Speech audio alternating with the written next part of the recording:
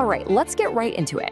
We're going to tackle one of the absolute toughest things you can face at work, trying to change how people think and act.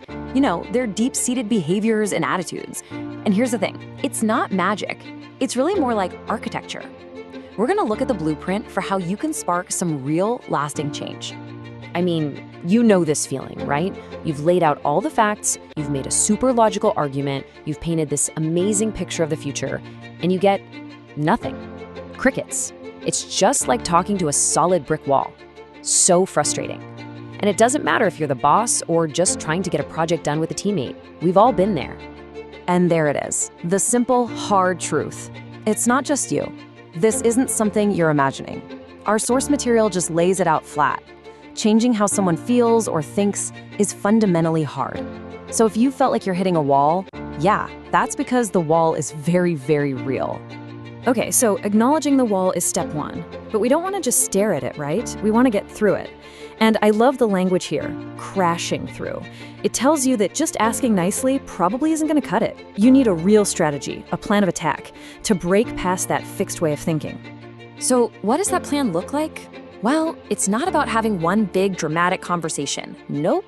If you want to make a real difference, you have to think bigger. You've got to think like a strategist. You need to plan a whole campaign.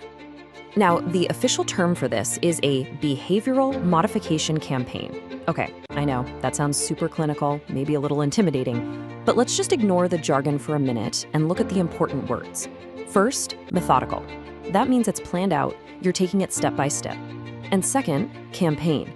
That means it's got a goal, a purpose. This isn't just winging it, it's a deliberate, focused effort. And this might be the most important part of the whole thing. The goal of your campaign isn't to force someone to do something. It's to enable them to change. See the difference? You're not there to demand they change. You're there to create an environment where they can change. You're moving from being an adversary to being a facilitator. Huge difference. So if you're going to be this enabler of change, what do you actually need in your toolkit? What are the skills that make this happen? Well, this is where we get into the really practical stuff.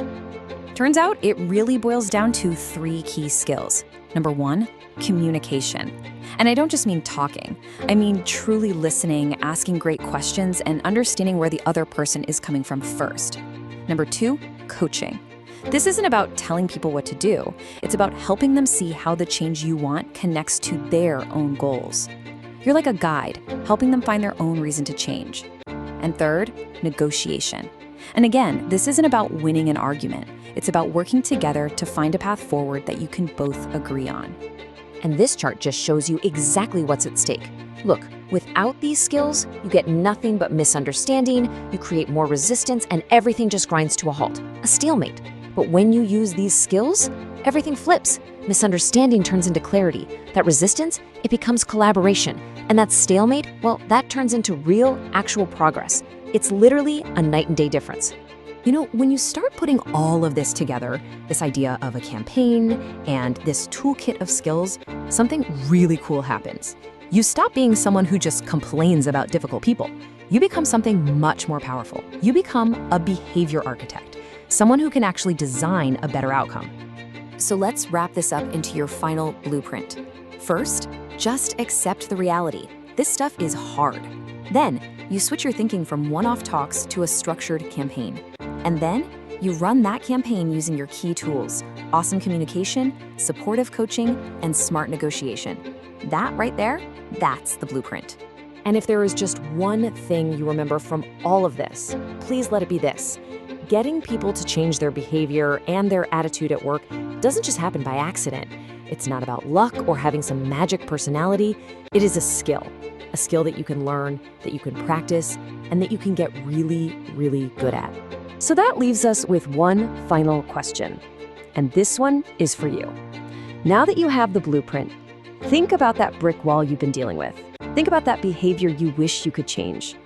What are you going to architect first?